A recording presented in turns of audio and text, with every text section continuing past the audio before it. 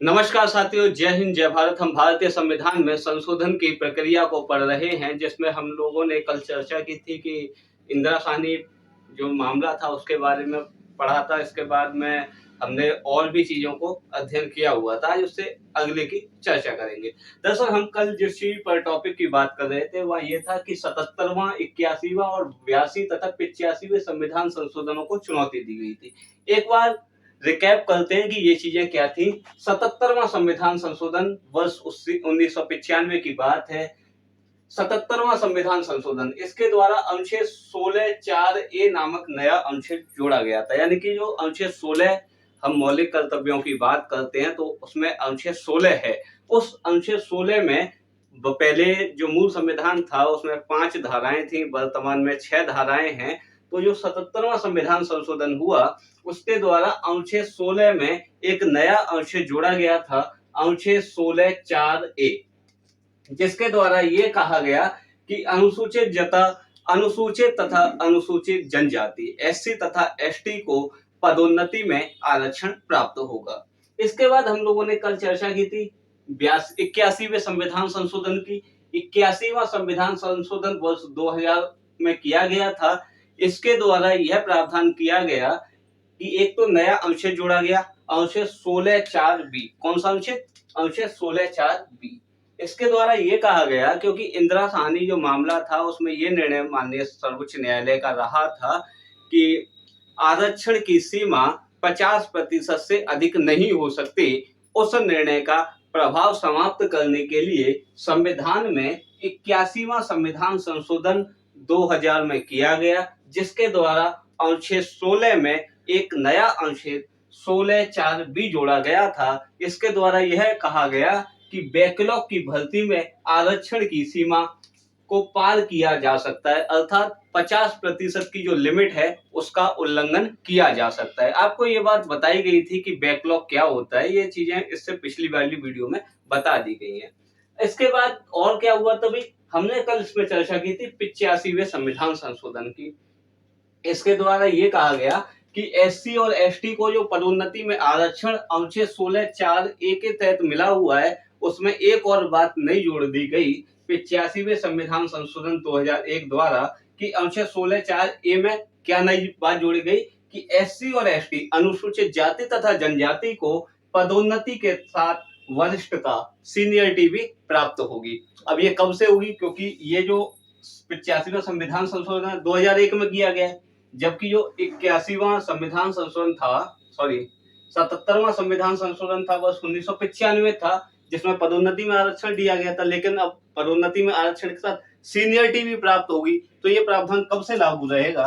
तो इन्होंने कहा कि 17 जून 1995 से ये प्रावधान लागू रहेगा। कौन सा? कि एससी और एसटी को पदोन्नति के साथ वरिष्ठता भी प्राप्त होगी। इसके बाद हमने एक और चर्चा की थी, 85वां हो गया, 82वां हो गया। 82वें के द्वारा संविधान में एक अनुच्छेद है 335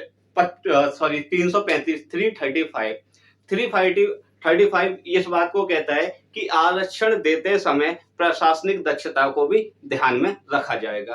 भारतीय संविधान का अनुच्छेद 335 जो यह प्रावधान करता है कि आरक्षण देते समय प्रशासनिक दक्षता का ध्यान रखा जाएगा। 82वें संविधान संशोधन द्वारा वर्ष 2000 में अनुच्छेद 335 में एक नई बात जोड़ दी गई, वह यह थी कि अनुसूचित जाति व जनजाति को अहेटा अंकों में छूट प्रदान की जा सकती है। ठीक है जी। अब ये जो 4 संविधान संशोधन थे 77, 81, 85 और 82, 77, 81, 85 और 82 जो आपको कल बता दिए गए थे, अभी रिवीजन किया। इन चारों संविधान संशोधनों को सर्वोच्च न्यायालय में चुनौती दी गई। चुनौती दी एम नागराज बनाम भारत संघ का यह मामला बनता है, वर्ष 2006 का था। क्या था कि एम नागराज बनाम भारत संघ 2006 में जो सुप्रीम कोर्ट के ये जो भारतीय संविधान में ये 4 संशोधन थे 77, 81, 82, 85, इनको सुप्रीम कोर्ट में चुनौती दी जाती है। हालांकि वह चुनौती खारिज कर दी गई। चुनौती खारिज की जाती है, लेकिन सर्वोच्च न्यायालय ने अपना फैसला सुनाते हुए 3 बातों को कहा, अर्थात 3 मापदंड दिए। फैसला 19 अक्टूबर 2006 को सुनाया गया था। एम नागराज बनाम भारत संघ जो कि मामला 2006 का था, उसमें इस संविधान संशोधनों को दी गई चुनौती को खारिज किया गया और साथ ही साथ 3 नए मापदंडों का निर्धारण किया। फैसला 19 अक्टूबर 2006 को सुनाया गया। देखिए 3 मापदंड क्या थे। एक मापदंड था पिछड़ापन, कि आरक्षण देते समय पिछड़ेपन का ध्यान रखा जाए। पिछड़ेपन 2 तरह से हो सकता है, शैक्षिक दृष्टि से और सामाजिक दृष्टि से। दूसरा जो मापदंड था अपर्याप्त प्रतिनिधित्व हो, कि कहने का मतलब है कि जब तक पर्याप्त प्रतिनिधित्व लोगों का नहीं आता है तब तक आप आरक्षण दीजिए। तो दूसरा मापदंड रखा गया पर्याप्त प्रतिनिधित्व या अपर्याप्त प्रतिनिधित्व।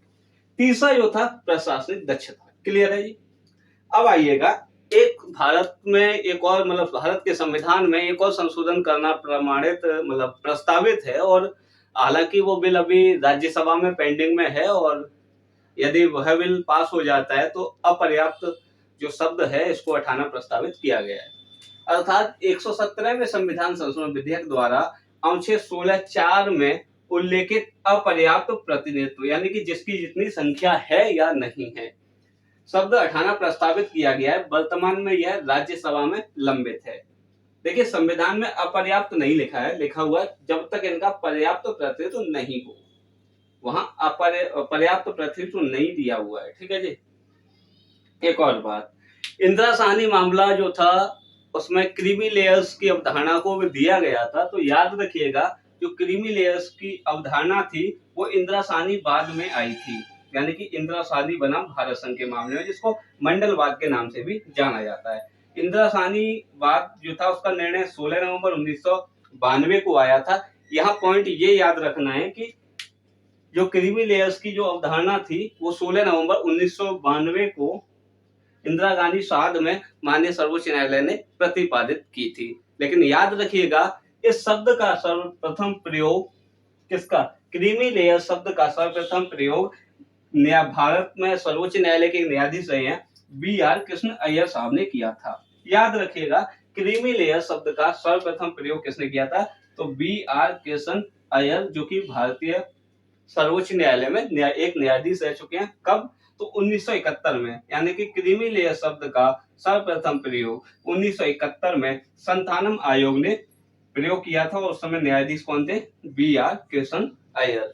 लेकिन इसकी अवधारणा क्या प्रतिपादित हुई थी क्रीमी लेयर्स की, तो अवधारणा इंदिरा साहनी बाद में हुई थी। निर्णय था 16 नवंबर 1992 को। इससे आगे की चर्चा में हम क्रीमी लेयर्स की चर्चा करने वाले हैं। बने रहिएगा साथ। जय हिंद, जय भारत।